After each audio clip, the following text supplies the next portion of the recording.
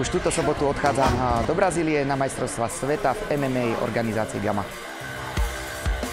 Rišo sa nám chystá na majstrovstvá sveta do Brazílie. Mali sme tu už taký špecifický tréning, kde už sme sa len zamerali na také ľahké vyladenie, na reakciu, na pohyb, v podstate tie základné veci, čo by sme chceli v tých zápasoch robiť, prechody jednak cez nejaké ruky.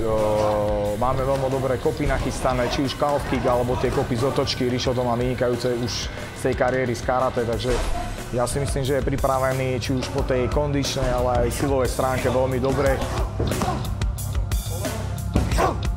Toto je v podstate vrchol tejto sezóny. Je to najvyššia možná súťaž, ktorá môže byť v tom amatérskom MMA. A v podstate idem po pol roku obhajovať minuloročný titul a pokúsim sa získať k tomu ešte ďalší, keďže idem zápasiť v dvoch kategóriách, v dvoch disciplínach.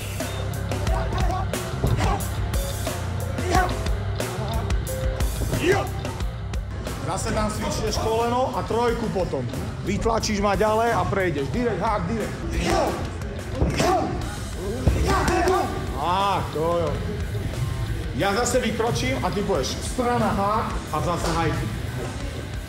Raz, dva kick. Bum. Bum. Ja idem po tebe, ty si troška odo mňa povol. Úhyb trikrát. Hop, hop, hop. Dole. Bum. Áno.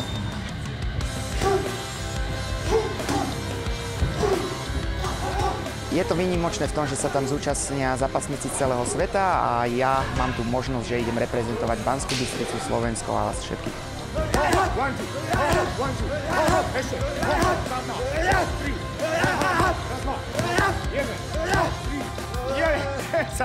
Vyšvíkala ma!